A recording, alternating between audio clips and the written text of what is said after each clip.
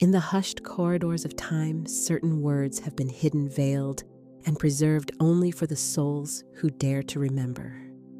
Among these treasures lies the tale of a manuscript fragile, time-worn, and forgotten, yet carrying within it the seed of worlds. They called it the Lost Prayer of Solomon, a prayer not of pleading, not of fear, but of command. A prayer that once spoken bends the invisible substance of the universe toward wealth, peace, and glory. Imagine it, you stand before an ancient chest sealed for centuries. Dust gathers thick upon its edges, yet as you place your hand upon the lock, something stirs inside of you. You feel the pulse of possibility, the echo of a time when kings spoke and their words reshaped the land. As the lid creaks open, parchments lie in waiting, ink faded yet alive. You lean in closer, and the whisper of forgotten power brushes your soul, the lost prayer of Solomon. Pause here. Let those words ripple through you. Not just a title, not just history, but an inheritance. For what if the very prayer once used by the wisest of men was hidden not from you, but for you, preserved for this very moment when you are ready to awaken to its call? Florence Scaville Shin once declared, "Your word is your wand. A wand, not a plea. A decree, not a hope. What you speak, you summon. What you declare, you embody. And what you embody, the universe rushes forth to deliver." What if the words you speak could open doors to untold wealth? What if your voice itself was the master key? What if the tongue you use daily to chatter, to complain, to sigh, was in truth the instrument of miracles? These are not idle questions.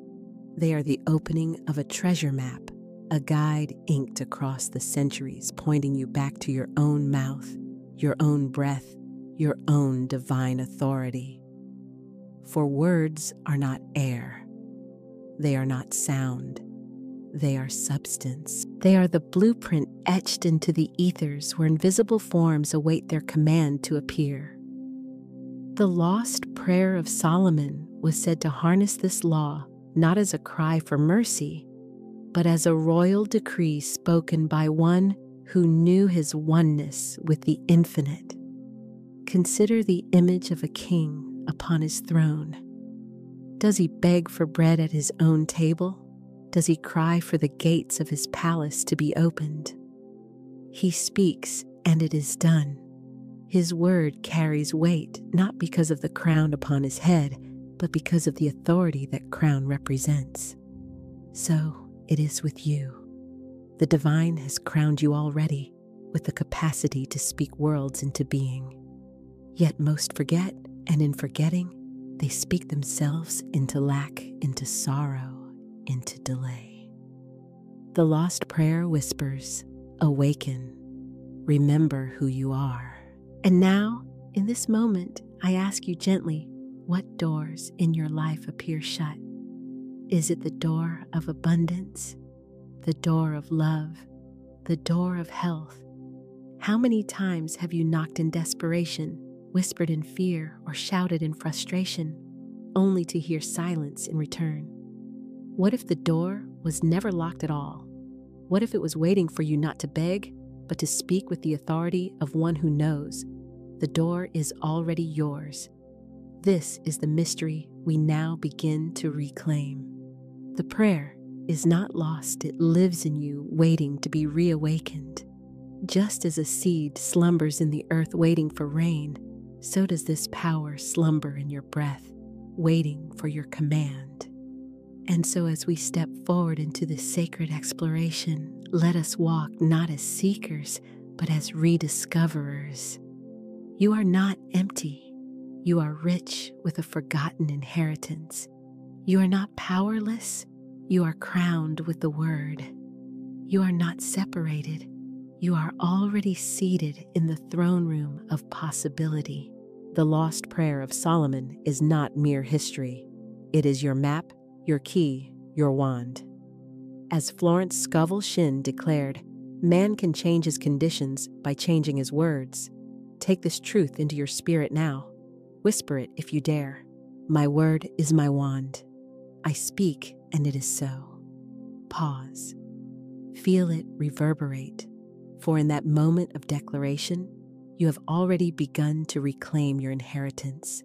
And as this journey unfolds, we will not only study the prayer, we will embody it, we will speak it, and we will witness its power revealed again through your life, your abundance, your peace. For the lost is never truly lost. It is only waiting for you to remember. If these words stir something in you, if you feel the whisper of that forgotten power awakening, I invite you to subscribe and stay connected. Each new teaching is created with love to guide you deeper into peace, rest, and manifestation. Support this channel so we may continue creating these sacred spaces for you to recharge and remember your inheritance. There is a question that lingers in the hearts of many. Why do my prayers go unanswered? It is whispered in late-night silence. It is cried out when bills pile high. It is wondered in hospital rooms, in broken relationships, in the aching corners of loneliness. How often have you asked, why, if God is good, do I still suffer? The truth is not that the heavens are deaf, nor that the divine is withholding. The truth is, most prayers are misaligned. They are born of fear rather than authority. They plead rather than command. Picture a man sitting at his kitchen table, head bowed over a stack of overdue bills. His hands shake as he clasps them tightly. He begs, "Please, God, send me money. Please, I need this rent or I'll lose everything." His words are sincere. His desperation is real. Yet as each day passes, more letters arrive. In the mail, red notices, warnings, more demands. His prayer is met not with relief, but with greater weight. Why? Because what he sends forth into the ethers is not the vibration of abundance, but the vibration of fear. He is praying from lack and therefore summoning more lack. He is speaking debt and therefore debt answers. It is like typing a password into a great celestial lock.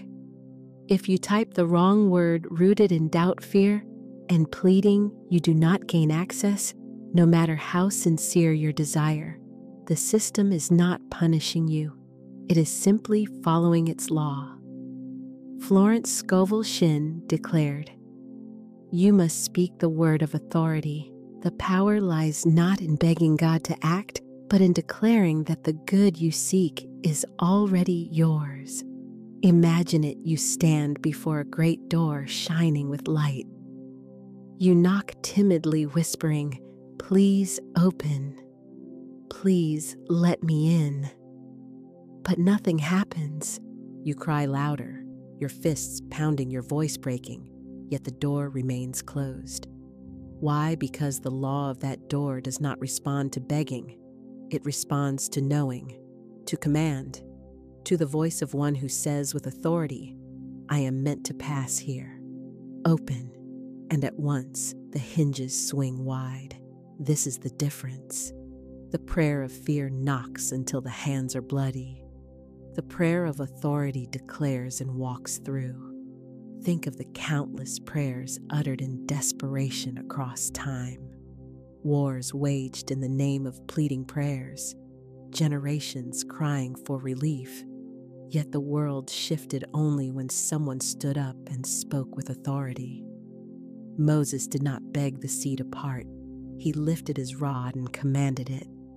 Jesus did not plead with the storm. He spoke, "Peace, be still." And so it was. So it must be with you. When your prayer is clothed in fear, it creates more fear. When it is wrapped in doubt, it summons delay. But when it is spoken in the authority of faith, when you decree a thing as already done, the universe bends to fulfill it. I ask you now, how often do your prayers sound like the shaking man at his kitchen table? How often are they laced with please and if only and someday? And what might happen if you shifted even now to the language of command instead of, please help me find money? Say I walk in abundance, money flows to me now. Instead of please bring me love, say I radiate love and the perfect partner is drawn to me by divine law. Instead of, please let me be healthy, say I am whole, I am vibrant, I am the life of God in expression. Do you feel the difference? One voice trembles, the other commands. One speaks as a beggar outside the gate. The other speaks as a child of the kingdom already at home within the palace.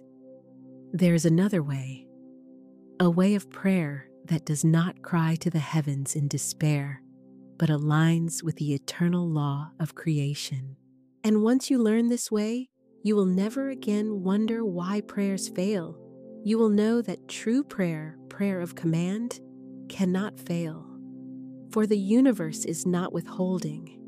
It is only awaiting your word. And so we turn to the story of one who discovered this truth for herself. Clara, weighed down by lack and fear, found the key that changed everything. Her story will show you what happens when prayer shifts from desperation to declaration. Clara had always been a woman of quiet strength. Friends admired her resilience, her gentle heart, her ability to keep going no matter what storms life brought. Yet behind the polite smiles and carefully folded bills tucked away in envelopes, Clara lived with a gnawing fear. Every month, it was the same battle, a paycheck that vanished too soon, envelopes with red lettering, arriving too often, a phone that rang with creditors too loudly. At night, she would sit at the small wooden table in her apartment, a single lamp casting long shadows across the worn surface. She would open her bills one by one, her heart racing with each page.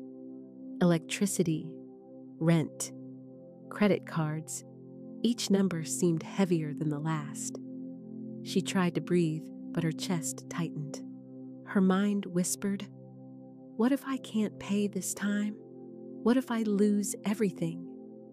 Her prayers in those moments were desperate. She clasped her hands, closed her eyes, and whispered through tears, please, God, help me. Please send me money. Please rescue me. She prayed with sincerity, with aching heart, with every ounce of hope she could muster. But when the mail came again, it seemed her prayers had fallen on deaf ears. More bills, more worry, more nights staring at the ceiling in sleepless fear.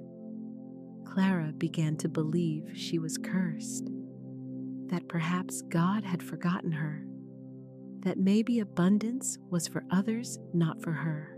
But then one afternoon, as she walked through a second-hand bookstore searching for an escape in novels, her hand brushed against a thin volume with a faded cover. The title caught her eye, The Game of Life and How to Play It. She opened it idly, not expecting much. But within a few lines, her heart stirred. Florence Scaville Shin's words leapt from the page. Your word is your wand. The words you speak create your destiny. Clara froze. Could it be? Could her words, her daily sighs of, I'm broke, her whispers of fear, her desperate prayers be the very chains binding her to lack? She read on page after page, unable to stop. Each sentence was as if written directly for her. She learned of authority in prayer, of the power of spoken declaration, of aligning with divine law. She read, man can only receive what he sees himself receiving. That night, Clara decided to test what she had read. She lit a candle, placed her bills before her not as enemies, but as opportunities to demonstrate. She took out her journal and began what she would later call her 9-day ritual. Day 1. She wrote boldly across a fresh page, "I am rich in divine substance, and money flows to me freely, joyously, endlessly." She read it aloud, her voice trembling at first. She whispered it again, then again, until the words felt like a rhythm in her chest. She went to bed with the phrase echoing in her mind. Day 2. Clara rose earlier than usual. She stood before her mirror and spoke her affirmation aloud. "I am rich in divine substance, and money flows to me freely, joyously, endlessly." She watched her own reflection as she said it, noticing how foreign the words felt, how strange it was to declare wealth while her bank account told another story. Yet she continued, insisting not with fear, but with growing faith. Day 3. Clara carried her journal with her to work. Each time fear tried to grip her, she would open the book and declare again, "I am rich in divine substance." At lunch, she caught herself saying to a coworker, "I can't afford," but she stopped mid-sentence, correcting herself. "Actually, everything I need comes to me by divine right." Her coworker laughed, but Clara felt a spark of power. Days 4 through 6, something shifted. The bills on her table no longer looked like threats, but like tests. She began to walk with her shoulders straighter. She smiled more. She felt moments of peace she hadn't known in years. Fear still whispered, but her affirmations grew louder. Day 7. Clara awoke with joy bubbling in her chest. As she prepared her coffee, she whispered to herself, "Money is a divine idea, and it is mine now." That afternoon, her manager unexpectedly called her into the office. Clara braced herself for bad news, but instead she was told that due to restructuring, she would be promoted to a new role with a higher salary. The news washed over her like sunlight. Day 8. Clara sat at her wooden table again, but this time her bills did not make her heart race. She wrote her affirmations with conviction. "Unexpected income comes to me in perfect ways." She said it with joy, not desperation. She felt as though unseen doors were opening. Day 9. A check arrived in the mail. Money she hadn't expected, a reimbursement from an overpayment months ago. She laughed aloud, tears in her eyes, as she realized her affirmations had taken root. The law had responded. Clara's life began to transform from that day forward. No, she was not instantly a millionaire, but something far greater happened. The weight of fear lifted. She discovered an inner calm, a knowing that supply was certain, that her words carried the authority of divine law. Within months, opportunities multiplied, side projects, gifts, promotions. She paid her debts with dignity. She walked lighter, smiled more, and lived in the expectancy of good. When Clara told her story later, she said, "It wasn't just about the money. It was about realizing I was never a beggar outside the gates of heaven. I had the key all along my words. When I began to speak with authority, life responded. This is the miracle of the lost prayer. It is not chance. It is not luck. It is spiritual law. The same law that governed Solomon, that spoke through prophets, that Florence Scaville Shin rediscovered. It lives in you now." For Clara, the prayer was not hidden in some distant temple. It was hidden in her own breath, her own declarations waiting to be awakened. And so it is for you. Take this lesson into your heart. You are not a beggar. You are a child of divine abundance. And when you speak as such, life bends to your word. What Clara discovered is not chance, it is spiritual law. And to understand this law more deeply, we must turn to the very nature of words themselves. Not mere sounds, but frequencies that vibrate through the invisible fabric of reality. There is a mystery woven into the very air we breathe, the mystery of sound. Science tells us that the universe itself began with a vibration, a great word spoken into the void, and Florence Scaville Shin reminded us, your word is your wand. But why, what is it about words, mere sounds, syllables, vibrations, that hold such power over the circumstances of our lives? The answer is this: words are not simply communication. Words are frequencies. They are vibrations that tune your entire life to a certain pitch, a certain resonance, a certain outcome. Imagine holding a tuning fork in your hand. Strike it gently and it begins to hum. Bring it close to another tuning fork, and without touching that second fork, begins to vibrate in sympathy. This is resonance, the law that what is sent out attracts what vibrates in harmony with it. So it is with your words. Every time you say, I am, you strike a tuning fork within your soul. The universe listens and matter begins to vibrate to match your declaration. When you say, I am broke, you have struck a fork tuned to lack. The resonance goes forth and circumstances arise to echo that vibration. Unexpected expenses, more bills, fewer opportunities. When you say, I am unlucky, life faithfully mirrors back situations that confirm your decree. But when you say, I am wealthy, I am favored, I am whole, you tune your life to a higher frequency. The invisible substance of creation responds, rearranging itself to match your command. Consider for a moment how casually most people speak. I can't afford that.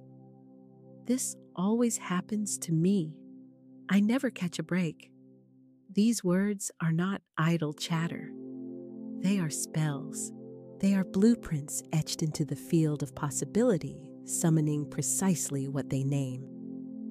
Florence Scaville Shin warned man must train his words to follow his desires and not his fears. Yet how often do we use our words as instruments of complaint without realizing we are scripting the very conditions we dread? Let us turn now to the scriptures. In the beginning was the Word, and the Word was with God, and the Word was God. Creation did not begin with hammer and stone, but with vibration, let there be light. And there was light. Your words are not less, for you are made in that divine image. You too create by declaration. Every phrase, every affirmation, every whisper is a seed cast into the soil of the universe. Pause with me now. Let us shift from theory into practice. I invite you to declare with me aloud if you can. My words are wealth. My words are health. My words are power. Say it again. My words are wealth. My words are health. My words are power. Do you feel it? The resonance is already moving through your being, shifting the vibration of your mind and body, aligning you with the higher law. This is why the lost prayer of Solomon is not a begging chant, but a royal decree. Solomon understood that words spoken in authority command frequency. They do not ask, they establish.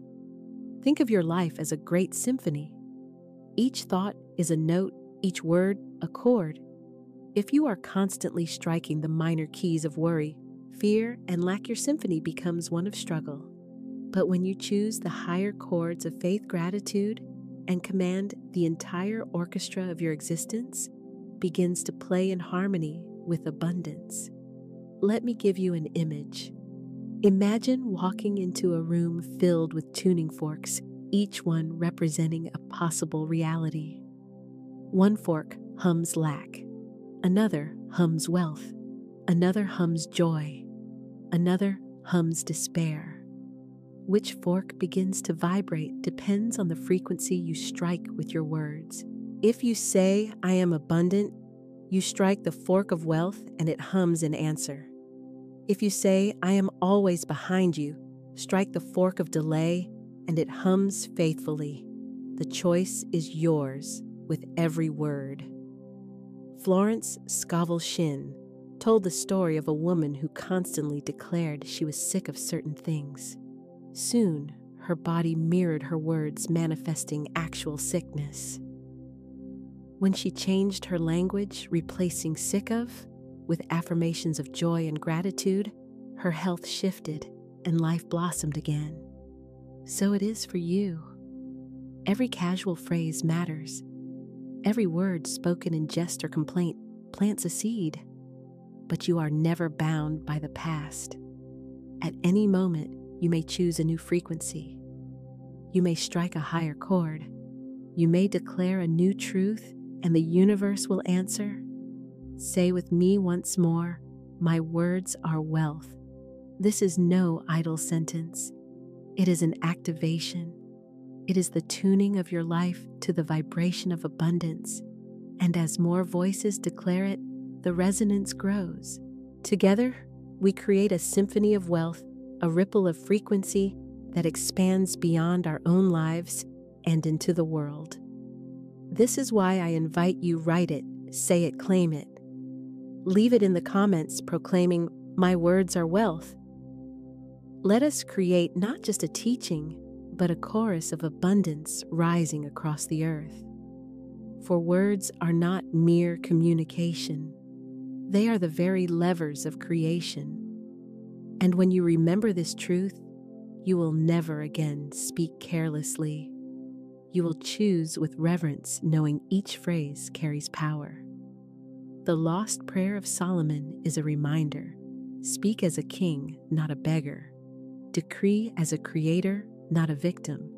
And the frequencies you release will shape the very fabric of your reality. Try this now. Declare in the comments, my words are wealth. Together, let us weave a tapestry of abundance and create a ripple that touches every heart, every home, every life connected to this sacred work. Prayer. For centuries, humanity has knelt in sacred spaces, cathedrals, temples, fields under open sky, and lifted words toward the heavens. Some prayers soared as whispers of gratitude, others as cries of desperation. But most people, without knowing, have misunderstood prayer. They have seen it as hope, as chants, as a petition to a distant power. But what if prayer is more than that? What if prayer is a technology, a spiritual algorithm that interfaces directly with the unseen laws of the universe? Consider this: when you type instructions into a computer, the machine does not care about your emotions. It does not respond to begging. It responds only to clarity of command, to exact coding. Type the wrong command and you receive an error. Type the correct one and the system delivers precisely what you asked. So it is with prayer. It is not a matter of hoping, but of inputting the correct spiritual code into the field of infinite mind.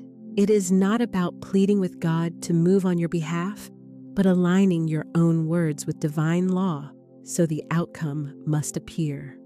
Florence Scaville Shin declared, prayer is not asking, prayer is affirming.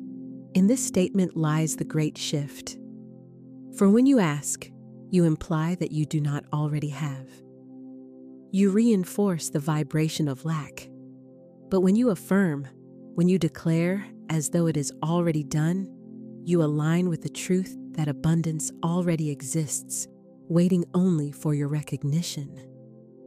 Think of ancient inventors gazing at the skies, studying the stars.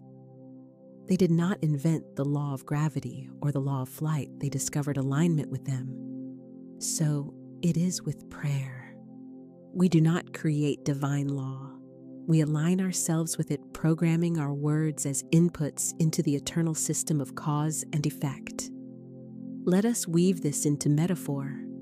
Imagine you hold in your hands a great loom, golden and luminous. Each thread you pass through the loom is a word, a thought, A declaration. The loom does not judge. It does not decide what is worthy. It only weaves faithfully exactly as you command. If you feed it threads of fear, I can't afford it, I'll never succeed, nothing ever works out, the loom weaves a tapestry of struggle. If you feed it threads of faith, I am rich in substance doors. Open for me, life is always working in my favor. The loom weaves a tapestry of abundance. The loom is law. Prayer is your thread. The outcome is inevitable. Now pause with me. Let us reframe your understanding completely.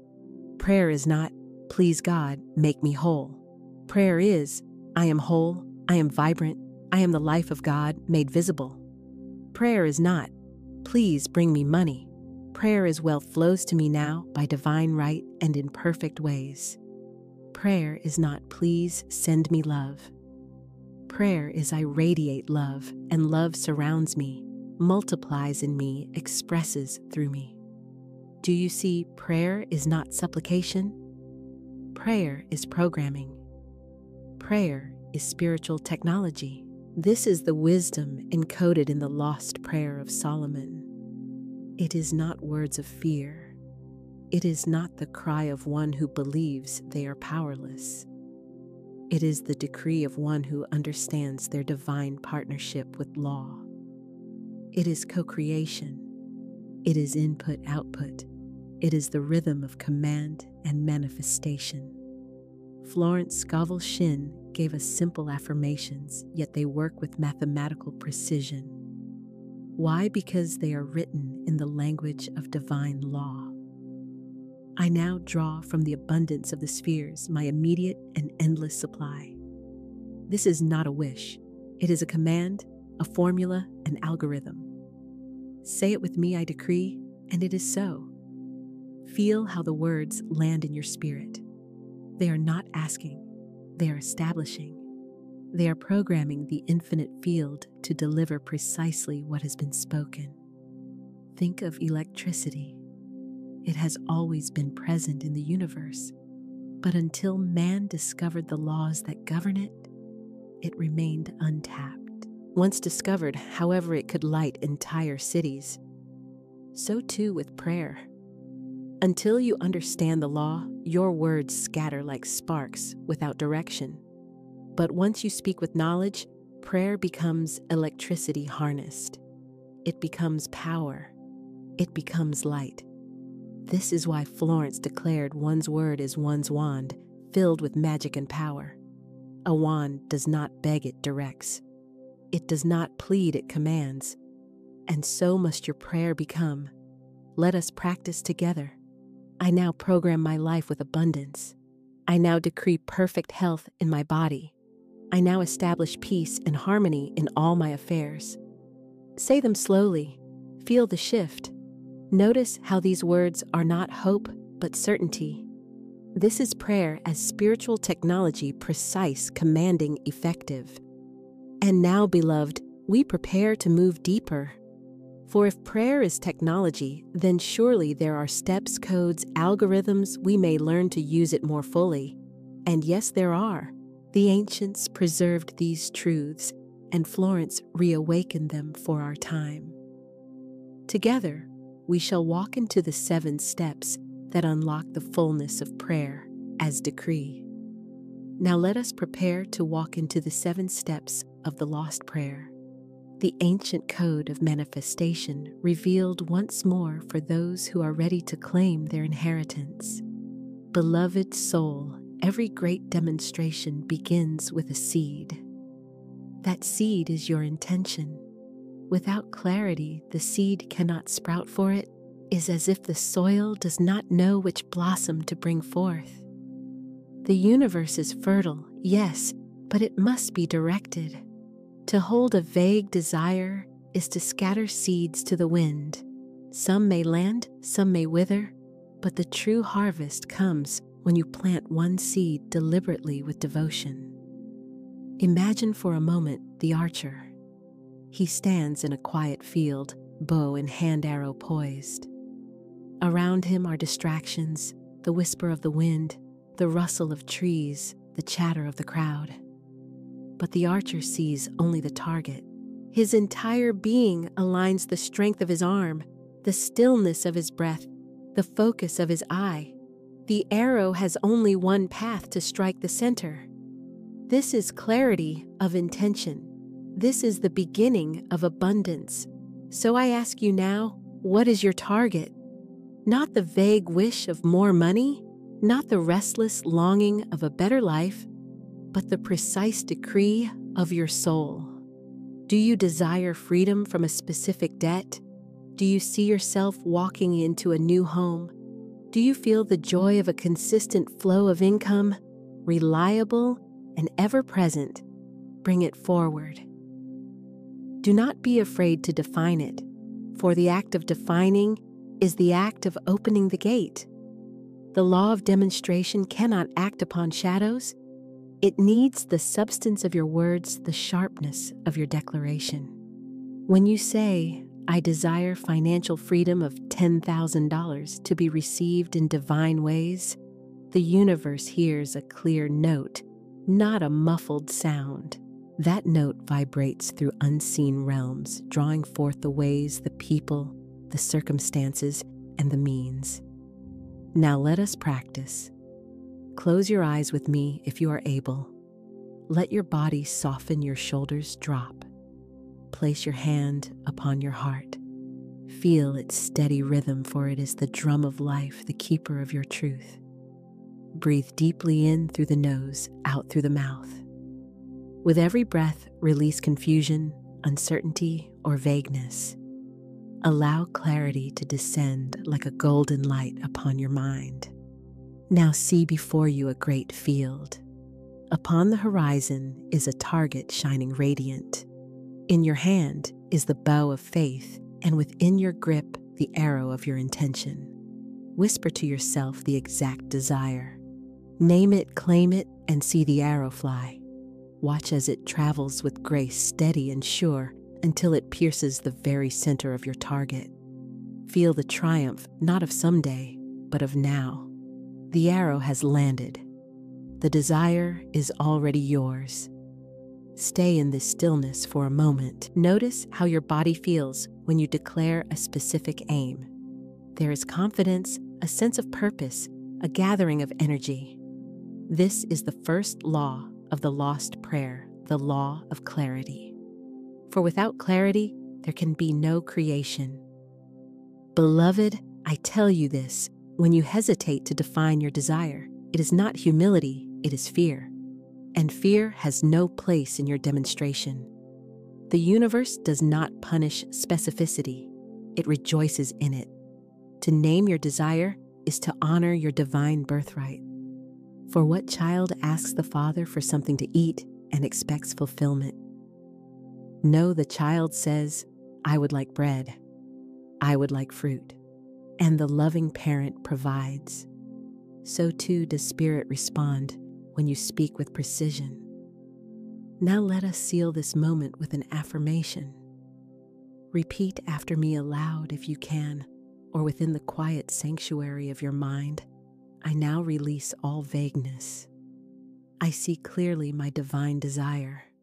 My intention is sharp as an arrow, steady as light, certain as truth. My aim is perfect, my prayer is heard, and my abundance is secure. It is done. It is done. It is done. Take a final breath. When you are ready, open your eyes, knowing the arrow has already landed. Beloved soul, remember the first step is always clarity. Without it, the ritual cannot move forward. You must know what you are asking for, as if it were already in your hand. This is the beginning of demonstration, the starting note of your symphony of wealth. Beloved one, the arrow has been released. Your intention has taken flight, but now comes the sacred act of seeing.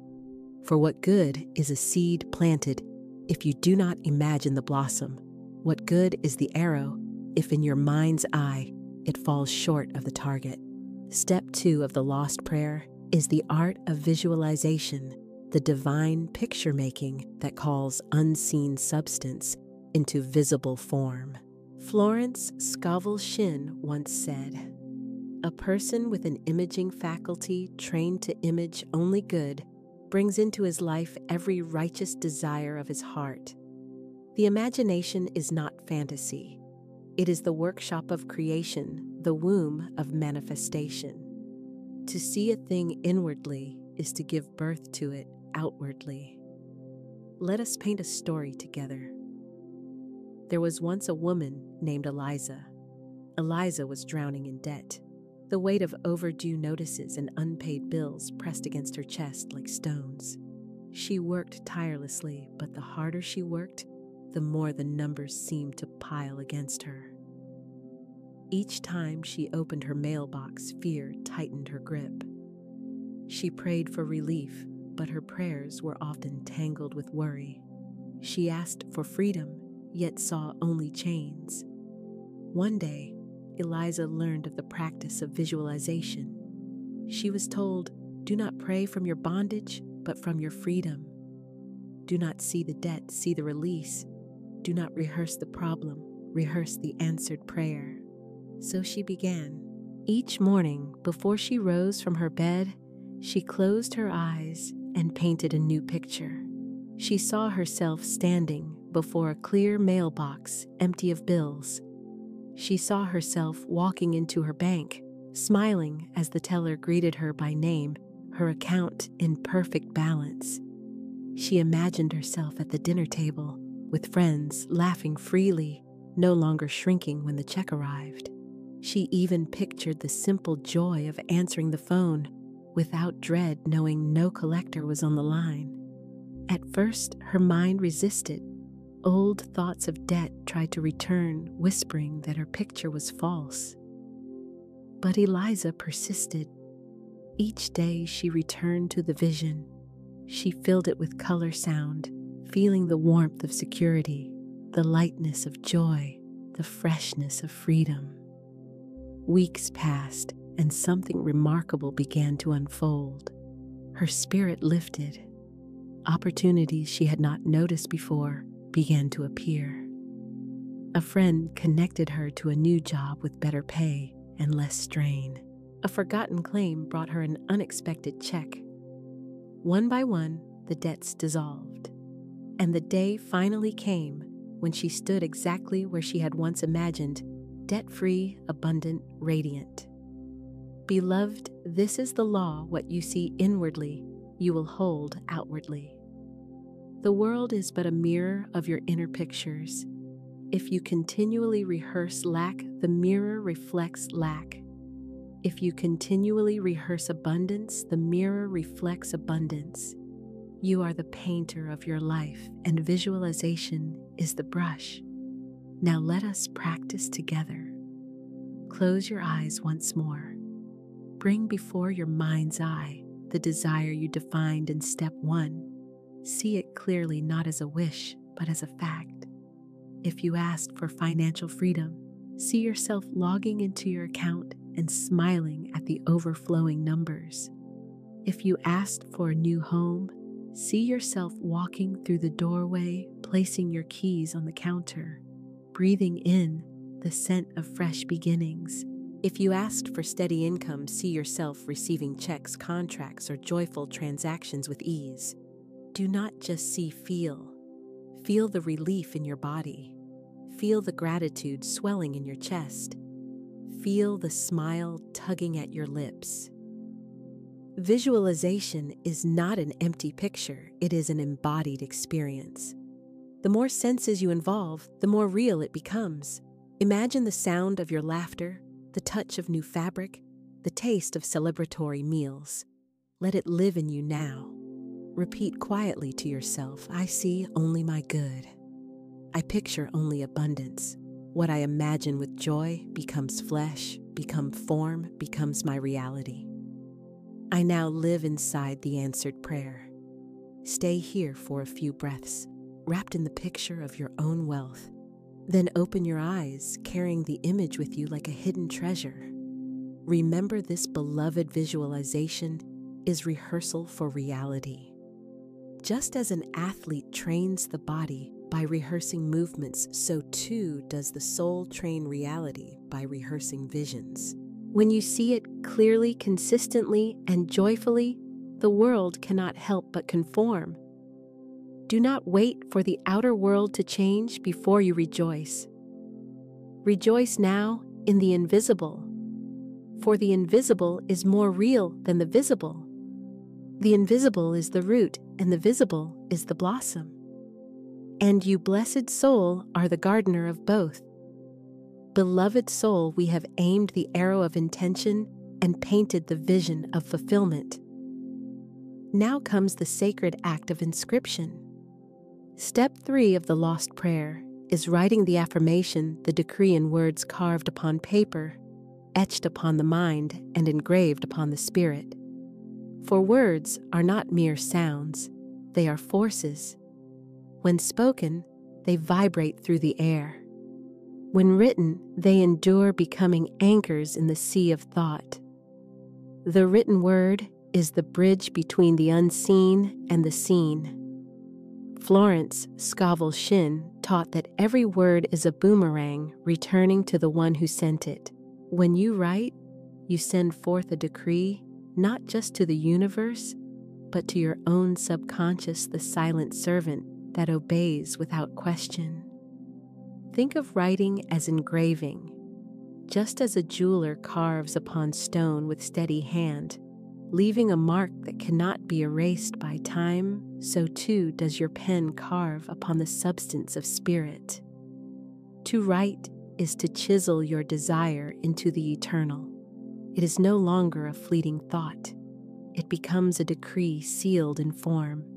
Consider this: when kings of old issued commands, they were written upon scrolls, sealed with wax, and delivered with authority. No soldier, no citizen, no servant questioned the decree.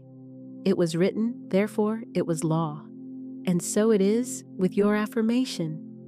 When you write, you issue a royal decree from the throne of your spirit, and the universe, ever faithful, ever obedient, moves to fulfill it. But how shall you write? The key is alignment. Your words must not beg, nor plead, nor ask as though you lack. Your words must be statements of truth, present, certain, powerful. For the subconscious does not understand someday, or perhaps. It responds to the command of now. Instead of writing, "I want money," you must write, "I am now aligned with divine wealth."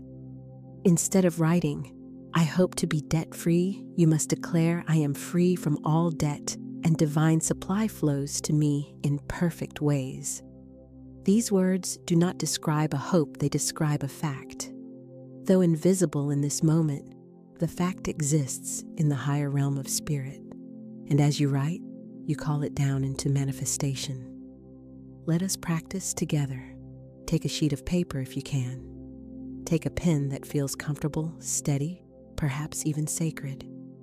Write at the top, "My divine decree of abundance." Beneath it, inscribe your affirmation. Keep it short, sharp, alive with present power. Examples: I am now aligned with divine wealth. I walk in freedom, prosperity, and joy. My supply is endless. My abundance certain, my wealth divine. Do not merely write once. Write repeatedly until the words sink beneath your skin. With each stroke of the pen, imagine light flowing from your hand, engraving truth upon the invisible tablets of your destiny. Beloved, there was once a man named Daniel. He longed for a new career, one filled with freedom and prosperity. He was told to write an affirmation. At first, he dismissed it as simple, even childish, but he obeyed. Each morning he wrote, "I am now guided to my perfect work, richly paid, joyfully expressed." He wrote it 5 times, then 10. Weeks passed, and nothing seemed to move. Yet Daniel persisted, writing each day without fail. Then, as if by sudden miracle, a door opened, an invitation to a role he had never imagined, combining his talents with a generous income. He looked back, and realized it was not sudden. The writing had carved the path long before the opportunity appeared. The act of writing trains the subconscious to accept wealth as normal. Each time you write, you affirm to your inner self, "This is who I am. This is my truth. This is my reality." And the subconscious, like fertile soil, accepts the seed and brings forth the harvest.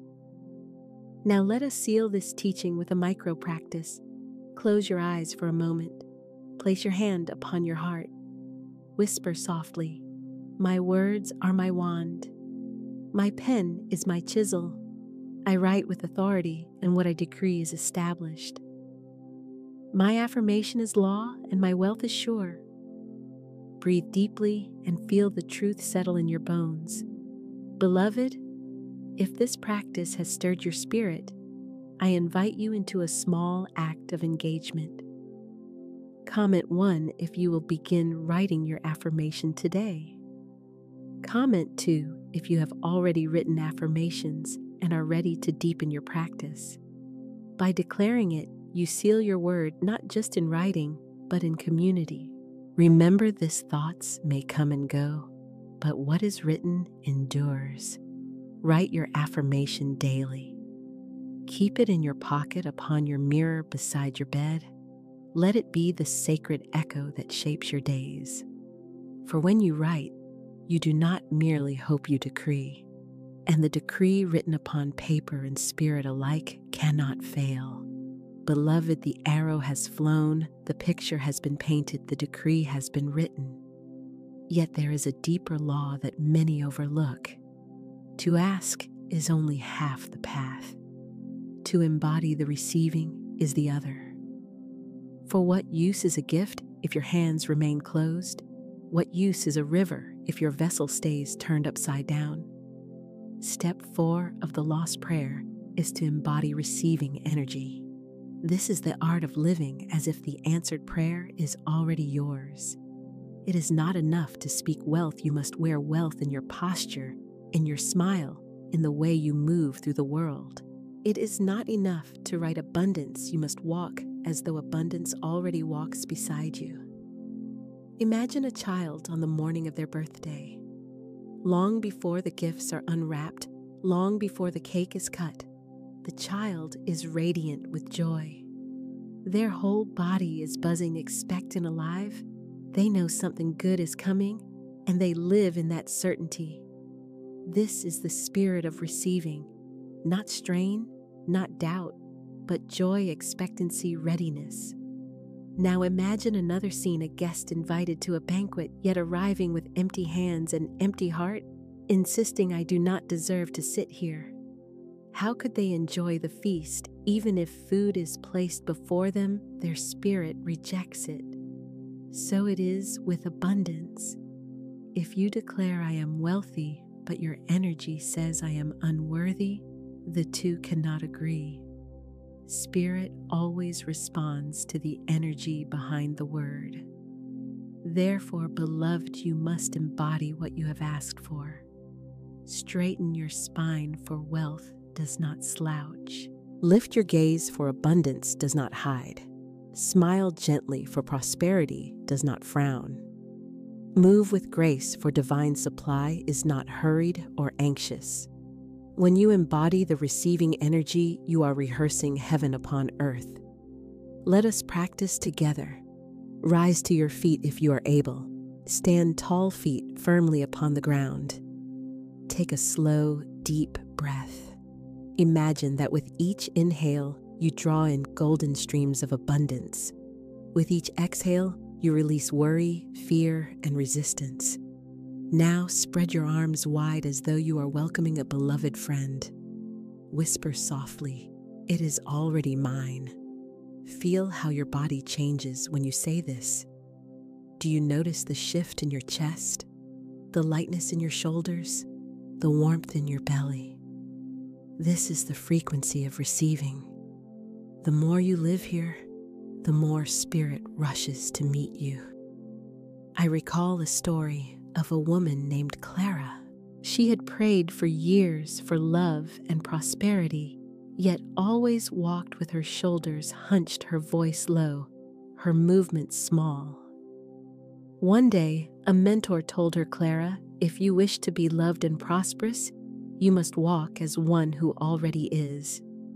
She began to practice standing taller, greeting the day with a smile, even buying a single fresh flower each week to place upon her table as though it were a banquet. Within months, her life transformed. A new opportunity came, a new relationship blossomed, and she laughed one evening. It was as if life was simply waiting for me to act like it was already mine. This is not pretense. This is not pretending. This is truth. For in the higher reality, it is already yours. Spirit does not delay. The moment you declare the thing is created in the invisible, your task is simply to align your outer self with what your inner self already knows. Let us go deeper. Imagine you have just received the very thing you asked for in step 1. What would your body do? Would you clap your hands? Would you laugh? Would tears of joy stream down your face? Now do it. Not someday. Not when it arrives in form. Do it now. For when you rejoice in advance, you accelerate the demonstration. Repeat after me, standing tall if you can. I receive with joy. I embody abundance. I walk in wealth. I breathe in prosperity. I radiate supply. It is already mine. I rejoice in it now. Beloved, I invite you now into a sacred act of declaration. Wherever you are, take a deep breath, lift your chin, and type these words into the comments or write them into your journal. It is already mine. Do this not as empty repetition, but as embodiment. With every letter you stand taller. With every word you shine brighter. This is how you seal step 4, not merely by thinking of abundance, but by carrying it in your very being. Remember this truth: the universe mirrors your vibration. If you walk with the heaviness of lack, it reflects lack. If you walk with the radiance of plenty, it reflects plenty. Your smile is not small. It is a signal to heaven and earth alike that you are ready to receive. So I leave you with this charge. Tomorrow morning, when you rise, do not stumble out of bed heavy with worry. Instead, place your feet upon the floor, lift your arms wide, breathe deeply, and whisper, "It is already mine." Then move through your day as though wealth is walking beside you, for indeed it is. Beloved one, we have aimed with clarity, painted the vision, written the decree, and embodied the receiving. Now we enter a more delicate law, one that requires listening with the heart, not just the ears. Step 5 of the Lost Prayer is obedience to signs. For Spirit does not always deliver wealth in the ways you expect. Rarely does the answer fall like coins from the sky. More often, it arrives as a whisper, a nudge, a seeming coincidence, a door ajar. The universe speaks in subtle ways, and those who prosper are those who recognize and obey. Florence Scaville Shin said intuition is a spiritual faculty and does not explain but simply points the way. The signs may not make sense to the logical mind, but to the spirit, they are clear instructions. To ignore them is to delay your blessing. To follow them is to open the floodgates of supply. Let me tell you a story. There was once a woman named Clara. She had prayed for abundance, declaring with clarity and faith. Weeks passed, and though she felt lighter, the supply had not yet appeared. One morning, as she walked through her town, she felt a sudden nudge to enter a small bookstore she had never noticed before. It seemed strange she had no reason to go inside, but the tug was strong, so she obeyed. Inside, she wandered among the shelves until a book fell from the display landing at her feet. She picked it up amused. The title was about creative entrepreneurship. Clara felt a spark. She bought the book, read it in 2 days, and inside its pages found an idea that lit her spirit. She followed it step by step, and within months launched a small service that grew into a thriving business. Looking back, she laughed through tears. My abundance began the moment I followed that silly little nudge into a bookstore. Beloved, how many times has Spirit whispered to you and you brushed it aside? How many times has an idea come in the stillness of night, but you dismissed it as impractical? How many times have you felt urged to call a person, visit a place, take a small action, yet ignored it only to realize later that it could have led you to blessing? Signs are not random. They are threads of divine orchestration. Spirit weaves them across your path, waiting for your recognition. A billboard with a phrase that pierces your heart. A stranger's words that answer your prayer. A repeated number that seems to follow you. A dream that lingers long after waking. These are not accidents, they are instructions. But here lies the secret: the signs are only effective when you obey them. To notice is not enough. To analyze is not enough. You must step forward even when you do not see the full staircase. Just as a sailor trusts the stars even when the waters are dark, so too must you trust the signs even when the path is unclear.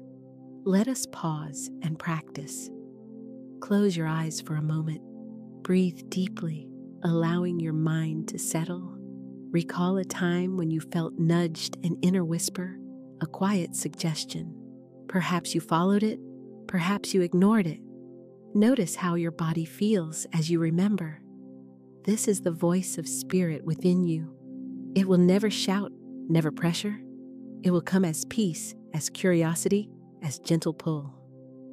Now whisper softly, I am willing to hear. I am willing to see. I am willing to obey the signs of Spirit. My path is clear. My steps are guided. I do not resist. I do not delay. I say yes.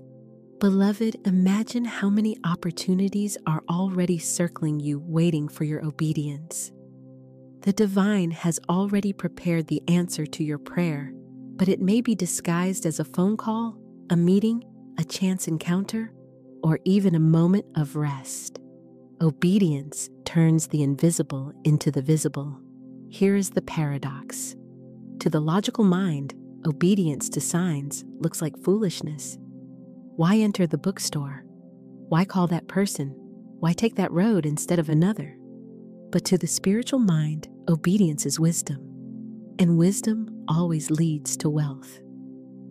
Your practice, then, is to walk in watchfulness. Move through your days with open eyes and open ears.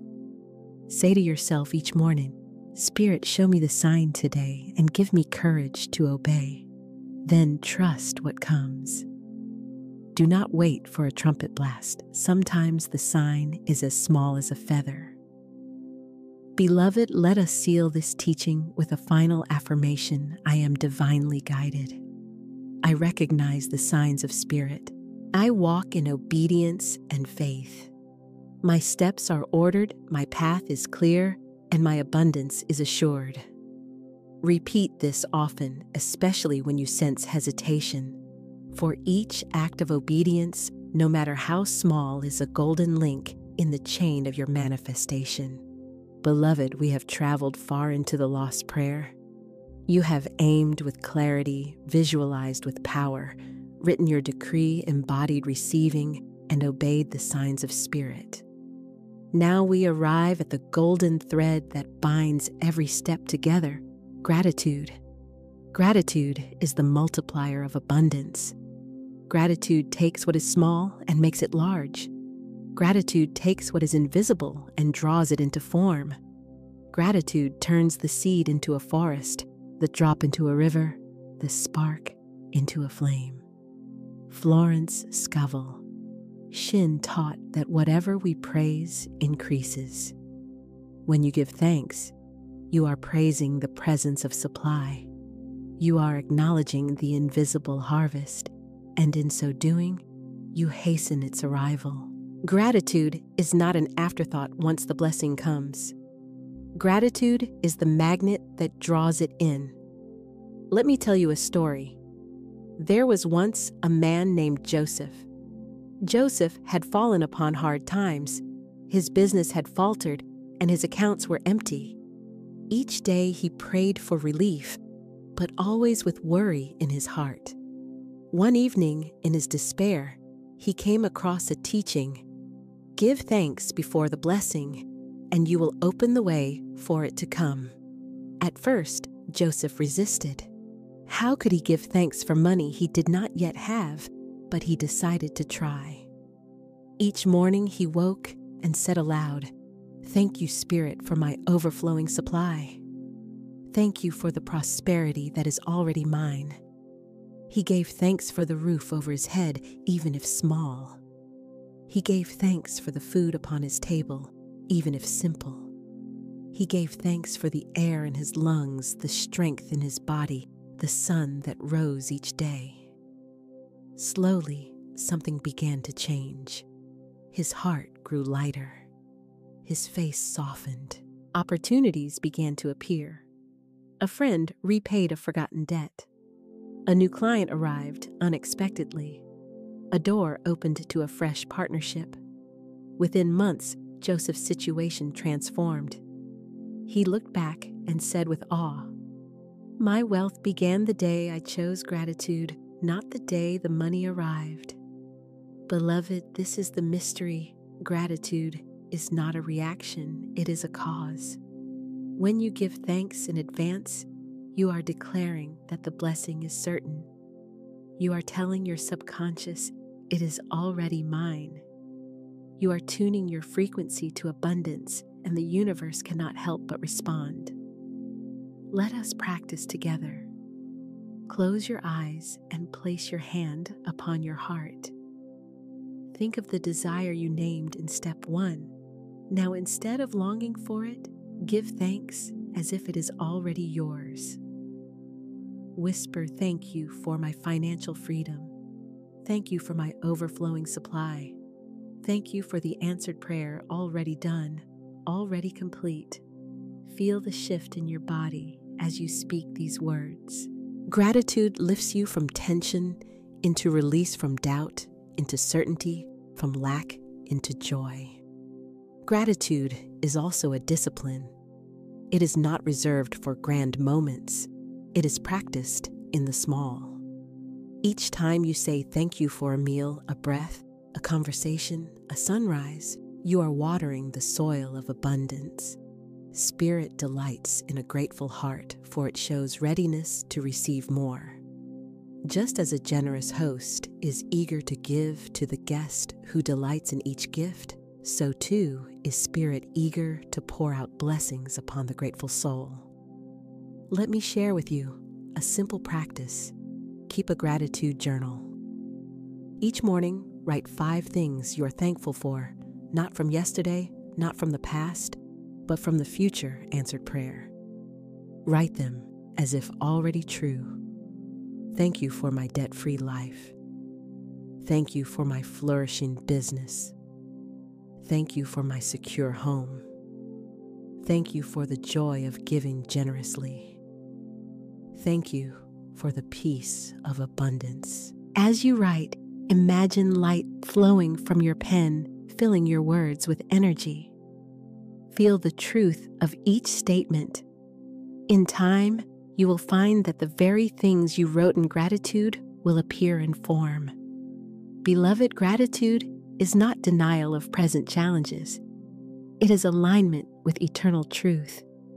Even when appearances show lack, gratitude says, "I trust Spirit more than circumstances." Gratitude does not close its eyes, it opens them wider. It sees beyond the shadow into the light already shining. Now let us seal this step with an affirmation. I am grateful now. I give thanks in advance. My gratitude multiplies my good. I rejoice in what is seen. I rejoice in what is unseen, for both are mine. My wealth increases with every breath of thanks. Breathe deeply and let this truth sink in. Beloved, remember, gratitude is the bridge between prayer and manifestation. Without it, the prayer drifts. With it, the prayer anchors. Gratitude is the song that calls the abundance home. Beloved soul, we have walked together through 6 sacred steps of the lost prayer. You have aimed your arrow with clarity, painted the vision, engraved the decree, embodied the receiving, obeyed the signs, and multiplied your wealth through gratitude. Now we arrive at the final step, the seal of completion, the 9-day ritual. Why 9? In spiritual numerology, the number 9 signifies completion, fulfillment, and the closing of a cycle.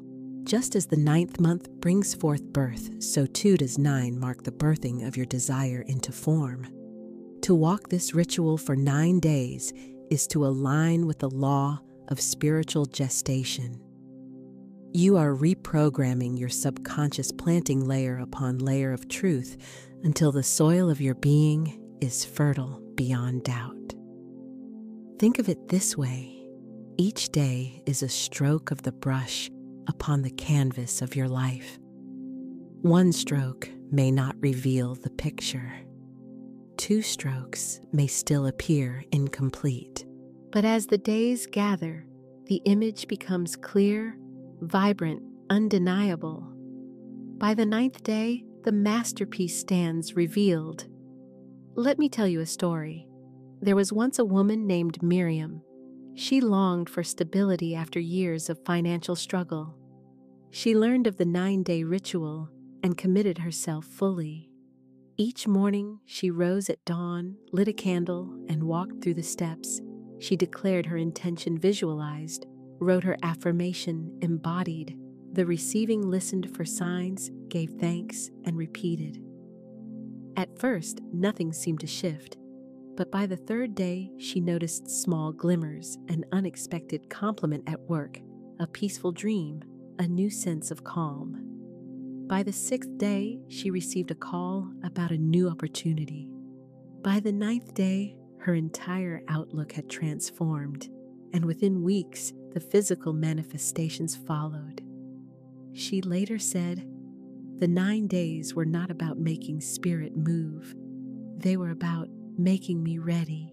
Beloved, this is the key. The 9 days are not for the universe. They are for you.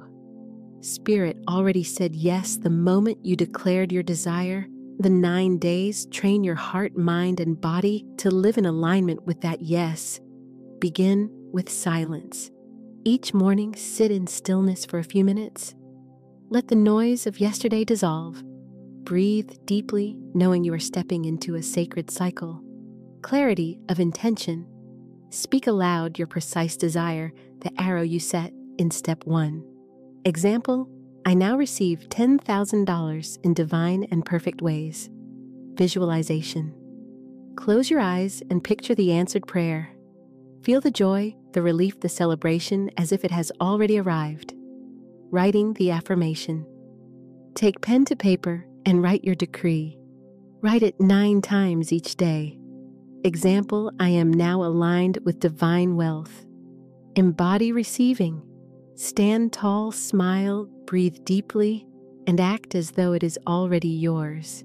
Take one action in your day that embodies abundance, whether buying yourself a small token of beauty or simply walking with greater confidence.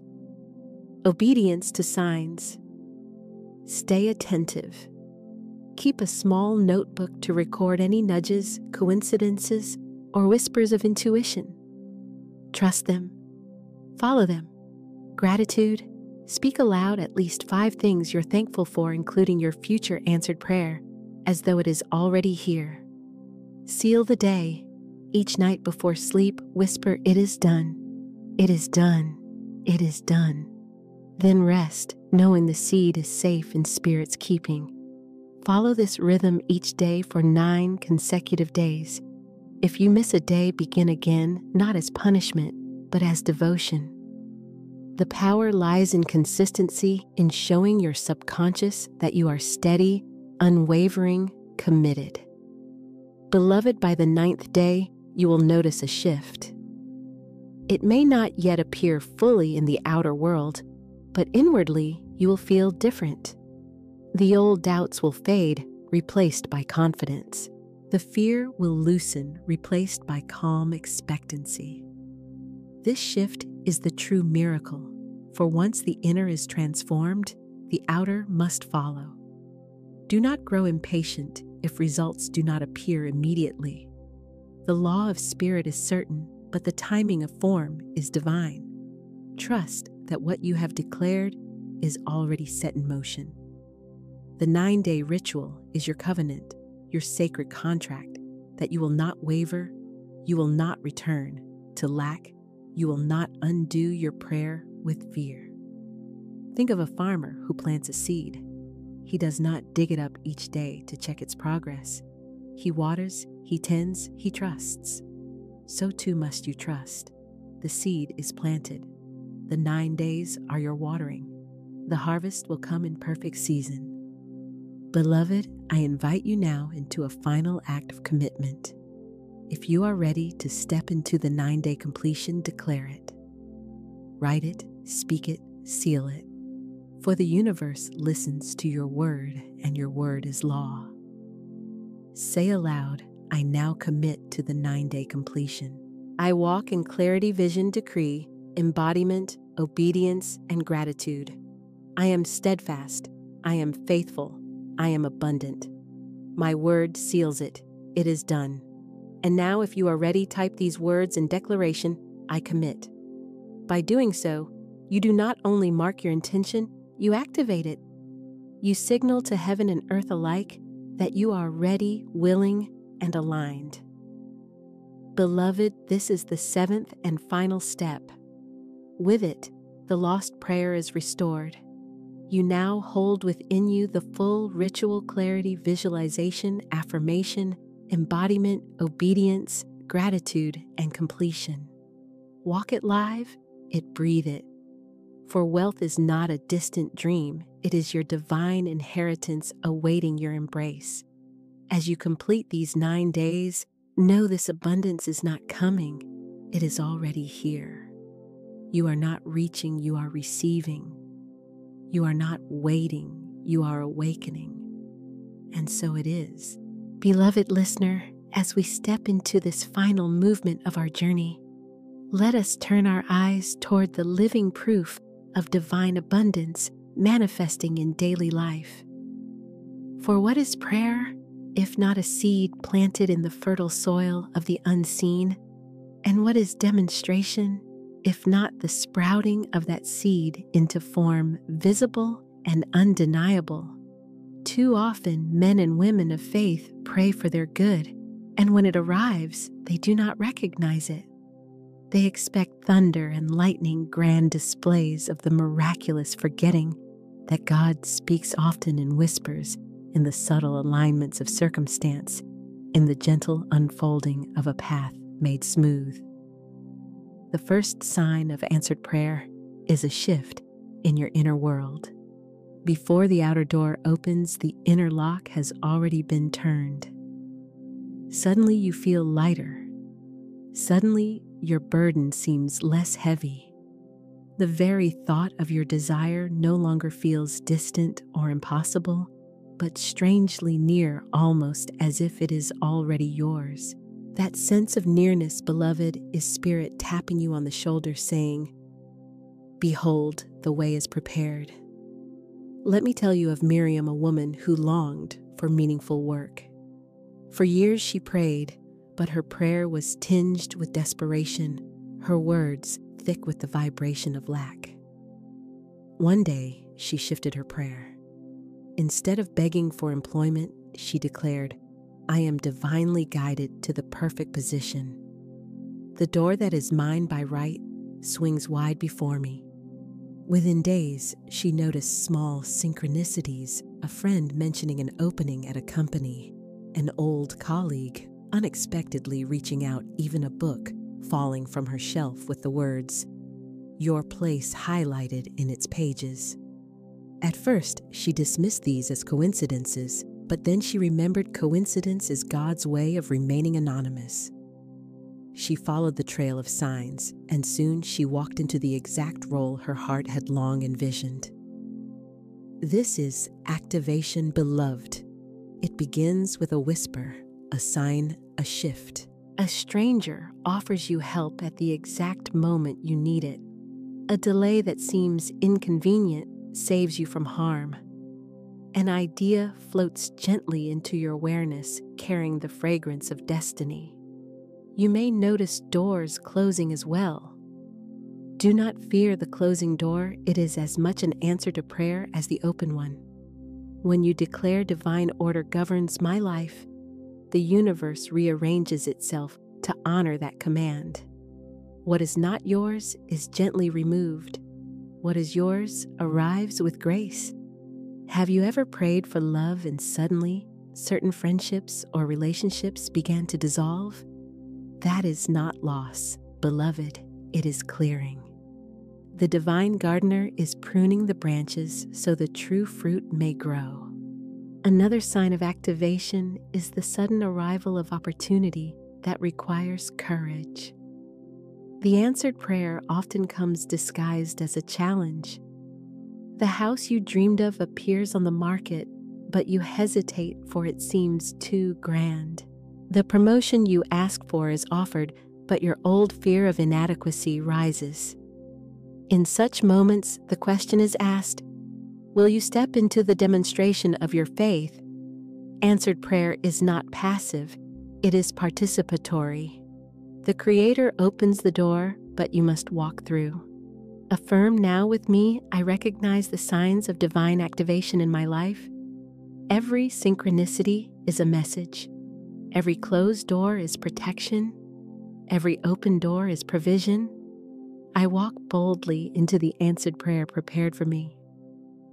Pause, breathe, and allow this truth to saturate your being. Beloved, if you have eyes to see, your life is already sprinkled with golden threads of answered prayer. Recall the times you were at the right place at the right moment. Recall the check that arrived just when you needed it. Recall the friend who called at the very instant your heart was heavy. These are not random. They are signals, reminders, affirmations that you are not wandering alone, but guided by a loving and precise spirit. And when you see these signs, give thanks. Gratitude multiplies. To recognize an answered prayer is to unlock the floodgates for more. To say, "Thank you, God, I see what you are doing," is to magnetize even greater blessings. So from this day forth, let your prayer not be blind. Let your eyes remain wide open, for the kingdom is not coming. It is already here, unfolding, breathing through every detail of your life. You, beloved, are walking in a world alive with messages. Every feather on your path, every number that repeats, every gentle nudge within your spirit. These are the divine winks reminding you your word is your wand and your prayer is already answered. Beloved soul, if there is one thief that robs humanity of its divine inheritance, it is fear. Fear is the shadow that creeps between you and your answered prayer. Fear is the voice that whispers, "What if it doesn't work? What if I fail? What if I lose it all?" And yet hear me now, fear is but a phantom. It has no true substance, only the power you grant it through your belief. The law is clear. Faith and fear cannot occupy the same space. Where one lives, the other must depart. Just as darkness cannot remain where light shines, fear cannot remain where the light of faith is kept burning. Florence Scaville Shin once declared, "Fear is only inverted faith. It is faith in evil instead of good." When you rehearse disaster in your imagination, when you play the story of loss again and again in your mind. You are using the same creative power that could have written a tale of abundance, but you have turned it towards shadows instead of light. Let me tell you the story of Daniel, a man gifted with talent and opportunity, yet bound by the cycle of fear. Daniel longed to start his own business. He had prayed for years, affirming prosperity and independence. At last, an investor approached him with interest. The door was open, yet when he stood before it, Daniel froze. He thought of every possible failure, the business collapsing, his savings, lost, his reputation ruined. Instead of stepping through the door, he retreated, convincing himself that the timing was wrong. Months later, the opportunity had passed. This, beloved, is the tragic dance of fear. The answered prayer stands waiting, but fear whispers, "Not yet, not you, not possible." And so the cycle repeats: desire, opportunity, hesitation, retreat. Desire again, opportunity again, hesitation again. A spiral that can last years, even lifetimes, unless broken by the bold sword of truth. What Daniel did not know was this: the moment of fear is often the proof that your blessing is near. The resistance you feel is the sign that the old self, the self that lived in, like the self that believed in limitation, is trembling, for it knows it is about to be replaced by the greater self, the abundant self, the divine self. Beloved, fear is not a stop sign. Fear is an invitation. It is the threshold that asks, will you trust in appearances or will you trust in God? Let us declare together, I refuse to rehearse failure. I release fear, for it has no power. My faith is greater. My word is law. My good cannot be withheld. Breathe deeply. Say it again, slowly, with authority. Let the vibration of these words sink into your bones. Now consider this. Fear is always rooted in illusion. It is the mind projecting into the future what has not yet happened, assigning to tomorrow the weight of failure. But tomorrow does not exist. There is only now. And in this now, you are safe. In this now, you are provided for. In this now, abundance flows. When fear arises, the key is not to wrestle with it, for wrestling makes it stronger. Instead, observe it, name it, and replace it. Say to the fear, I see you, but you are not my truth. Then speak your divine word. For example, if fear whispers, you will run out of money, you answer, I live in the eternal supply of God. I can never be separated from my provision. If fear whispers, you will fail, you answer, every step I take is guided. Success is inevitable, for divine order cannot fail. If fear whispers, you are unworthy, you answer, I am a child of the Most High. Worthiness is my birthright. My inheritance is abundance. This is how you break the cycle, not by pretending fear does not exist, but by refusing to agree with it. Agreement is the soil in which fear grows. Disagreement uproots it. I recall another story, this one of Leah. Leah feared love. Though she longed for partnership, she carried the wound of rejection. Each time she met someone kind, she sabotaged the connection, pushing them away before they could leave her. Her fear whispered, if they see who you truly are, they will not stay. And so her heart remained closed. But Leah chose to confront her fear. Each morning, she affirmed, I am loved with an everlasting love. I attract relationships that honor and uplift me. Slowly, her fear loosened its grip. When a man came into her life, she felt the old panic rise, but instead of retreating, she breathed her affirmation aloud.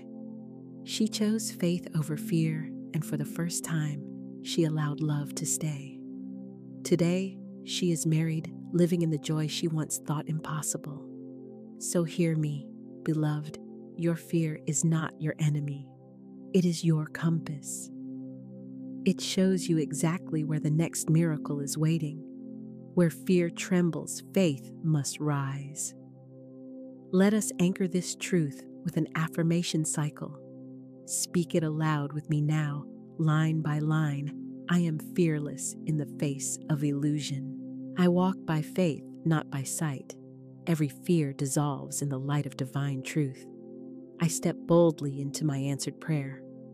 I am safe, I am guided, I am abundant.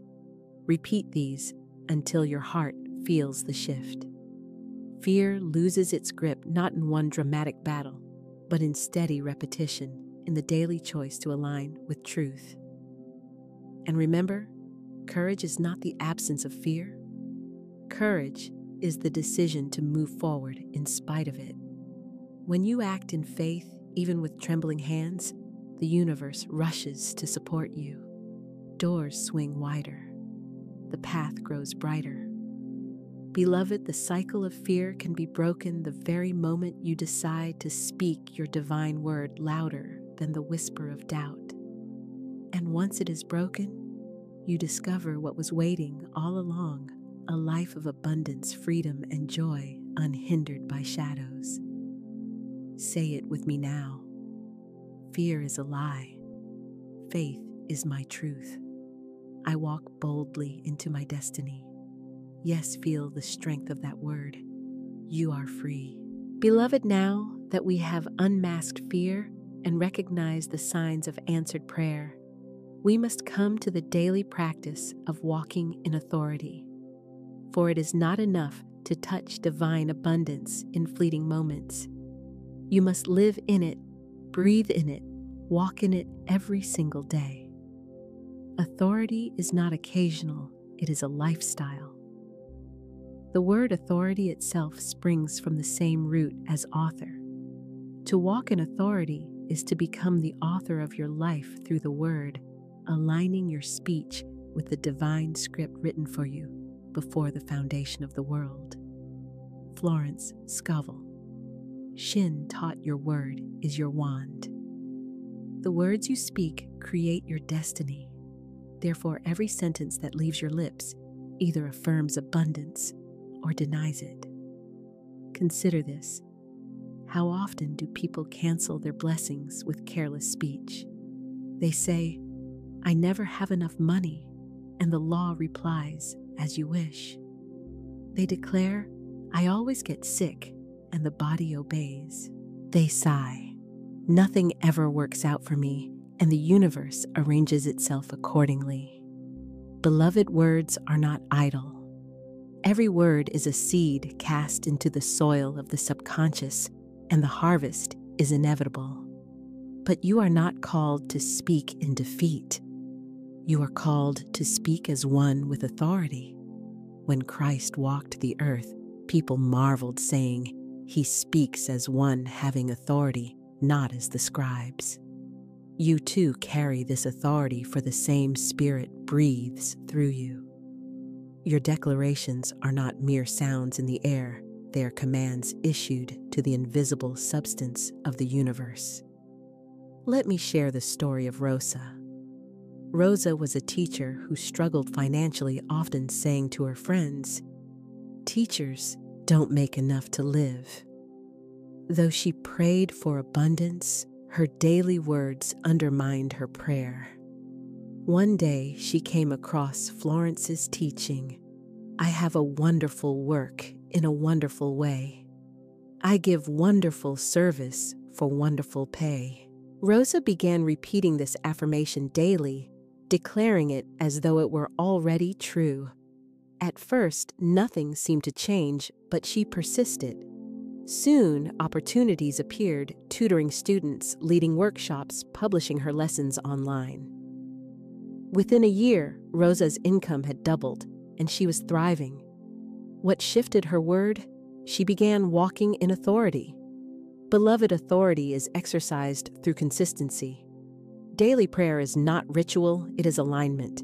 Daily declaration is not empty, it is creative power. Every morning you awaken, you are given a blank page. What will you author with your word? Will it be a story of fear, lack, and limitation?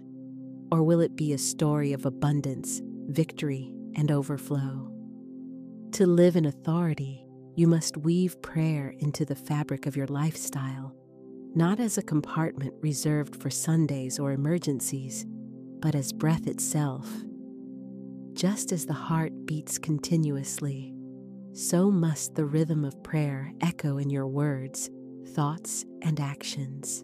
When you rise in the morning, declare, "This is the day the Lord has made. I walk in favor and abundance." When you eat your food, bless it. Every meal I receive nourishes me with divine strength. When you pay a bill, speak, "This money returns to me, multiplied, pressed down, shaken together, running over." When you face uncertainty, affirm, "Divine order is established here. I am guided and safe." Every word is a brushstroke, painting the masterpiece of your life. Now let us practice together a mini script of daily declarations. I invite you to repeat after me with strength and certainty. My word is my wand. I speak only that which I desire to see. I walk in authority clothed in divine power. Abundance is my daily companion. I move through this day with peace, with prosperity, with purpose. No weapon formed against me shall prosper. I am provided for before I even ask.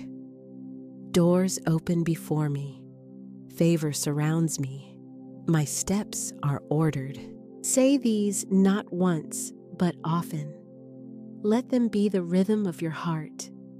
The more you declare, the more your subconscious aligns, the more the outer world reflects your inner authority. Beloved, authority is not arrogance. It is humility of the highest order, for it recognizes that the power you wield is not your own, but the divine working through you. To walk in authority is to walk hand in hand with God, declaring only that which is true of your highest self. Some will say, "But I do not feel powerful." Yet authority is not about feeling, it is about knowing. A judge does not raise his gavel because he feels powerful, but because he knows his position carries weight. Likewise, your words carry weight not because of fleeting emotion, but because of the divine law backing them. And here is a great mystery. When you choose to speak with authority, the feelings soon follow. Confidence is birthed through practice. Joy arises from consistency. The more you speak truth, the more your heart believes it, until authority is no longer something you reach for, it is something you embody. So, beloved, from this day forth, let your words be seasoned with faith. Let no idle declaration escape your lips. If you would not plant a seed of weeds in your garden, do not plant a word of lack in your life. Instead, plant only what you wish to harvest: love, prosperity, peace, joy. Let's do a call to action for faith. Without action is incomplete. Beloved listener, I invite you now to speak this aloud with me. My word is my wand. Yes, say it again. My word is my wand. Feel the shift within you. Each repetition is a key unlocking new authority in your spirit. And if you felt that shift, if you felt the stirring of power rising within you, I ask you to affirm it boldly. Comment and declare, my word is my wand. Let this be your public seal, your testimony of alignment. For every time you speak it, you engrave it deeper into the tablet of your soul. Beloved, you are walking now in divine authority. You are not a beggar before the throne of heaven. You are a child of God, heir to the kingdom, author of abundance, speaker of life. Walk boldly, speak wisely, create joyfully, for the world is listening to your word, and your word is law.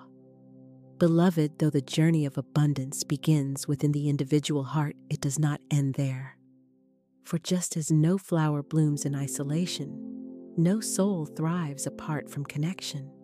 You are part of a divine web, a community of spirits woven together by the invisible threads of love, intention, and shared creation. Florence Scaville Shin often emphasized the law of multiplication, the truth that one word spoken in faith is powerful, but many words spoken together in harmony are unstoppable. The scriptures declare, "Where 2 or 3 are gathered in my name, there am I in the midst of them."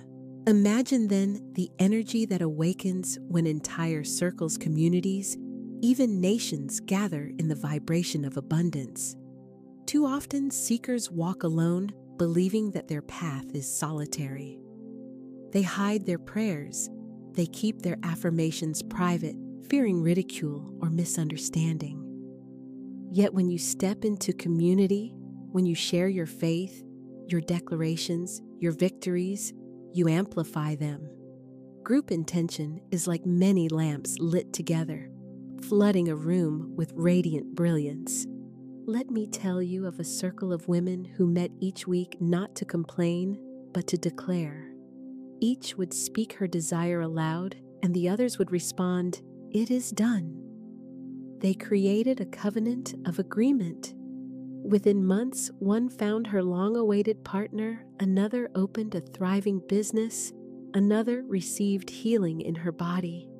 They laughed together, cried together, celebrated together. And as they grew, their abundance overflowed into their families, their workplaces, their neighborhoods. They discovered that community is not merely supportive, it is catalytic. Beloved, when you link arms with others on the same path, your manifestation accelerates. For doubt may silence one, but cannot silence many. Fear may tremble in one heart, but in a circle of faith, courage rises like fire. You are upheld, strengthened, reminded of truth when you forget. This is why I say to you, seek your community of abundance. Surround yourself with those who speak life, not death, possibility, not limitation. If you walk with the fearful, their fear will cling to you. But if you walk with the faithful, their faith will lift you higher. And remember, community is not only physical. Even now, across the invisible network of sound and spirit, you are joined with countless others who listen to these words. Each affirmation you speak is echoed in unseen hearts. Together, you are forming a chorus, a vibration so strong it cannot be ignored. Let us affirm together now, I am part of a community of abundance. When I rise, others rise with me. Together, we multiply miracles. Our shared intention opens doors no one can shut. Pause and feel this truth. You are not alone. You have never been alone. The same spirit that guides you also guides countless others, aligning paths, weaving connections, orchestrating divine meetings.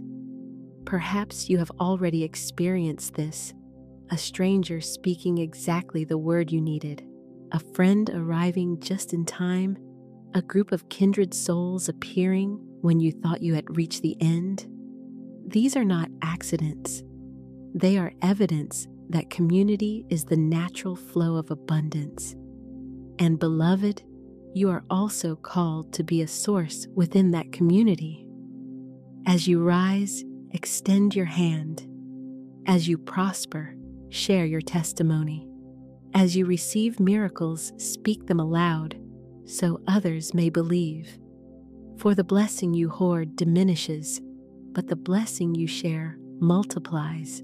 There is a story of Marcus, a man who found financial breakthrough after years of struggle. At first, he kept silent, thinking others might envy or judge. But one day, he stood before his small study group and said, "I must tell you what God has done. I spoke my word and provision poured forth." His testimony ignited faith in others. Soon, miracles began to ripple through the group. Marcus discovered that his abundance was not for him alone, it was seed for the community. Beloved, this is the law: when you pour into others, your cup refills. When you encourage another, your own faith strengthens. When you declare with others, your own word deepens. So today, I invite you, find your circle. It may be 2 friends on a call, a gathering at a table, an online fellowship, or even the invisible communion of all who hear these words. Wherever 2 or more agree, the law is activated. Imagine for a moment a great circle stretching beyond time and space. See yourself seated there hand in hand with souls from every corner of the earth. Hear their voices rising with yours. Abundance is here. Provision is ours. Miracles multiply in our midst. See the light growing brighter with every agreement. This is the community of abundance. This is the family you belong to. Beloved, you do not walk alone. You are part of a vast symphony, each note harmonizing with the next. Together, you are composing a song of prosperity, joy, and love. And as this song rises, it transforms not only individual lives, but entire generations. Declare with me now, with confidence: I walk in community. I give, I receive, I multiply. Together we rise together, we prosper together, we shine. Yes, this is the truth. You are never alone in your abundance. The circle is unbroken, and you are held within it.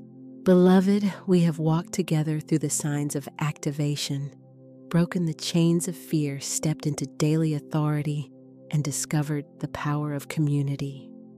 And now, we arrive at the great vision, the eternal flow of divine provision. For prosperity is not a fleeting gift, not a passing season. It is not a momentary wave that rises and falls. Prosperity is eternal, for it flows from the infinite source which never runs dry. The river of supply is endless, and you, beloved, are forever connected to it. Picture this now, a river clear and strong, flowing ceaselessly from the mountain of spirit. It winds through valleys, nourishes fields, fills lakes, and pours into the great ocean of abundance. This river never ceases. It does not hesitate. It does not run dry. It is eternal, infinite, and unending. And you stand upon its bank with a cup in your hand. Some hold their cup timidly, dipping it in just enough to survive. Others, with greater faith, plunge their cup deep, drawing it full. And still others understand the river was never meant only for the cup, but for the garden, the village, the world. So they build channels, opening the flow, letting the water pour forth to bless all around them. And the more they release, the more the river rushes in. Beloved, you are such a channel. You are not a beggar clutching your cup in fear of scarcity. You are a channel through which the eternal river flows. Provision is not something you chase, it is something you allow. Here this truth lack is illusion. Scarcity is a dream of the fearful mind. The universe itself proclaims abundance, stars without number, grains of sand beyond count, waves that never cease, breaths unending. Everywhere the law of multiplication testifies. My supply is infinite, and so, beloved, your provision is secure. You are connected to the source that feeds the lilies, that clothes the fields, that sustains the galaxies. You are not separate from it, you are one with it. Let us affirm together, I live in the eternal flow of divine provision. I do not strain, I do not fear, I do not chase. I receive, I allow, I overflow. I am a channel of prosperity, and the river flows through me without end. Breathe this truth. See yourself standing by the river, no longer with a small cup, but with open arms, letting the waters wash over you, filling every part of your life. Let me tell you the story of Javier, who once lived in constant anxiety about money. He saved every penny, but his saving was rooted in fear, not wisdom. He said, "If I give, I will lose. If I spend, I will suffer." His fists were clenched, and though he prayed for abundance, he could not receive it, for his heart was closed. One day, a teacher said to him, "Javier, you are holding your cup upside down. How can the river fill it if you refuse to open it?" Slowly, Javier began to give first a little, then more. He gave with joy, not fear. And as he gave, he noticed something miraculous. He was always replenished. Opportunities appeared, clients arrived, money flowed. He discovered that giving did not diminish him, it multiplied him. He was no longer clinging to a trickle. He was swimming in the river. Beloved, this is the eternal flow. It is not about grasping, but about trusting. Not about hoarding, but about circulating. Money, love, opportunity, these are like water. When they are dammed, they stagnate. When they flow, they purify, multiply, and refresh. So today, I invite you to see yourself not as one in lack, but as one through whom the river moves. When you receive, rejoice. When you give, rejoice. For both are part of the same current. Now let us enter into an extended guided affirmation sequence. Speak these words slowly with power, letting them echo in your heart. I am one with the infinite supply of the universe. I release all fear of lack, for there is no lack in God. I open my hands, my heart, my life to receive fully and freely. I am a channel of blessing. As I give, I am replenished. I live in overflow. My cup runs over with love, joy, and provision. The river of prosperity carries me with ease. I do not struggle, I flow. I see abundance everywhere I look. I call it forth, and it appears. From this moment on, I walk in the eternal flow of divine provision. Repeat them again with deep breath and full faith. Imagine the waters rushing stronger with each word. See your home filled with light, your body filled with strength, your path illuminated with opportunity. Beloved, this is the truth. You are forever connected to the eternal flow. Nothing can cut you off except your own belief in separation. But now that belief is dissolved, you know who you are. You know whose you are. You are a vessel of infinite supply. And as we close this great journey, let your heart be lifted in gratitude. Say aloud, "Thank you, Spirit, for the endless river of abundance. Thank you for provision seen and unseen. Thank you for the eternal flow that carries me now and always. Yes, beloved, it is done. The flow is established, the supply is yours, and your life will never be the same."